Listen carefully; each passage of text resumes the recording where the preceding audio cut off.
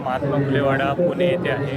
समता भूमीत ही जागा जिथे ब्राह्मणशाही व्यवस्थेची कबर बांधण्यात आली होती ते म्हणजे महात्मा ज्योतिराव फुले.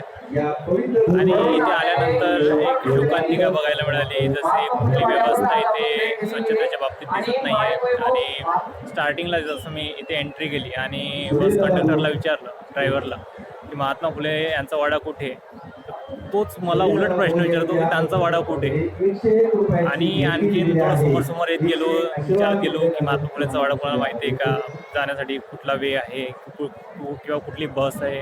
सो कोणाला असं माहिती नसल्यासारखं, का जाणून बुजून करतायत की खरंच माहिती नाही ते तेच सांगू शकतील. पण एकंदरीत परिस्थिती बघता आपल्याला हे कळेल की मला असं वाटायचं की लोक फक्त बाबासाहेब आंबेडकरांचाच राग करतात, पण पुण्यात आल्यावर हे पण माहीत पडलं की ज्योतिबा फुलेंवर सुद्धा हे लोक प्रेम करत नाही.